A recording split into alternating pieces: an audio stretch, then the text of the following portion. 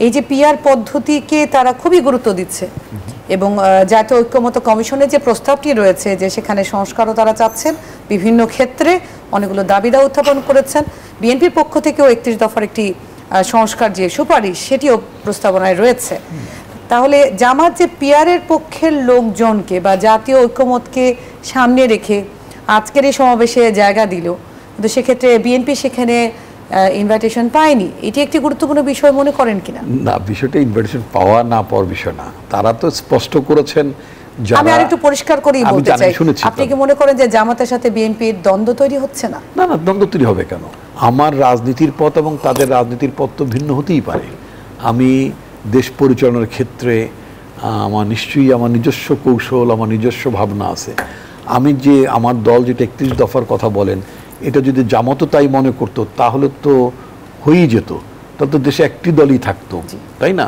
Communist party শাসিত দেশগুলোতে সেখানে তো ধরেন সবাই তো একই কথা বলেন। তো বাংলাদেশে যেহেতু একটা মাল্টি পার্টি ডেমোক্রেটিক সিস্টেমে চলার কথা, ওইটি হচ্ছে আমাদের প্রতিশ্রুতি যে আমরা আমাদের দেশকে বহুদলীয় গণতন্ত্রের মধ্য দিয়ে আমরা গণতন্ত্রকে সংহত করব, গণতান্ত্রিক ব্যবস্থাকে আমরা শক্তিশালী করব। এটা যেখানে আমাদের প্রতিশ্রুতি, সেখানে আমি কিভাবে আশা করব যে আমার সকল দফার সাথে অন্যান্য রাজনৈতিক দল একমত পোষণ করবেন। বলা যেতে পারে যে আমার মানে রাজনৈতিক দলগুলোর মধ্যে কোন কোন বিষয়ে আপনার ঐকমত্য আছে সেটা একটা কনসেনসাস ডেভেলপ করতেই পারে। তো এখন জামাতে ইসলামের আজকের যে মিটিংগুলোতে তারা বলেছেন যারা আগামী নির্বাচনে যারা সংখ্যানুপাতে, মানে পিয়ার শব্দটা হয়তো অনেকেই মানে আপনার দর্শকদের মধ্যে কেউ কেউ হয়তো নাও বুঝতে পারেন, এই জন্য আমি বলছি যে সংখ্যানুপাতে সেটা মানে সেটা আসনের ক্ষেত্রে হোক অথবা প্রাপ্ত ভোটের ক্ষেত্রে হোক না কেন, এ কাইন্ড অফ আপনার মানে প্রপোর্শনাল আপনার মানে রিপ্রেজেন্টেশনের কথা তারা ভাবছেন।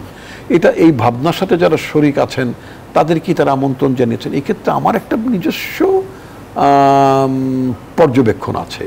যেমন আমি যদি বলি আমার ডান পাশে মানে যিনি বাসদের যিনি নেতা আছেন ফিরোজ, আপনি এখন কি বাসদের প্রেসিডেন্ট? সাধারণ সম্পাদক বাসদের সাধারণ সম্পাদক আমাদের বিশ্ববিদ্যালয়কালীন আমাদের সতীর্থ। আমরা একই সময় আমরা ৮০ দশকে আমরা মানে এরশাদ বিরোধী সামরিক শাসন বিরোধী আমরা আন্দোলনে শরিক ছিলাম। তো ওনাদের দল আমার জানা মতো ওনাদের দল আমি বলছি প্রফেশনাল রিপ্রেজেন্টেশন তারাও বিশ্বাস করেন, তারাও বোধহয় এই দাবি তুলেছেন, তাই না? কিন্তু দেখা গেল জামাত ইসলাম কিন্তু বাংলাদেশের সমাজতান্ত্রিক দল বাসদ যেটা তাদেরকে কিন্তু আমন্ত্রণ করেনি। ফলে আমার কাছে যেটা মনে হয়েছে যে ইসলামী পার্টিসগুলো মানে ইসলাম পন্থার রাজনৈতিক দলগুলো এদের মধ্যে যারা আপনার পিআর পদ্ধতিকে যারা সাপোর্ট করেন তাদেরকে তারা ডেকেছেন। যেমন বামপন্থার মানে নেতা বা তাদের যে দল আছে তাদেরকে তো ডাকেনি। ফলে ঐক্যমতে আসার একটা কারণ কি ইসলামপন্থী, ফলে ডিভিশনটা কিন্তু পিআর পন্থার লোকজন অথবা পিআর পন্থাকে যারা অস্বীকার করেন অথবা পিআর পন্থার বাইরে যারা মানে পৃথিবীর অধিকাংশ দেশগুলোতে যেভাবে গণতন্ত্র চর্চা হয়ে থাকে, সেই চর্চিত গণতন্ত্রে আমি যদি মার্কিন যুক্তরাষ্ট্রের কথা বলি, আমি যদি যুক্তরাজ্যের কথা বলি, আমি যদি অস্ট্রেলিয়ার কথা যদি বলি, এমনকি আমাদের পার্শ্ববর্তী দেশ ভারতের কথাও যদি বলি, জনসংখ্যানুপাতে তো ভারত তারা দাবি করে লার্জেস্ট ডেমোক্রেসির দাবিদার তারা। এই দেশগুলোতে তো পিআর পন্থা নাই, তাই না?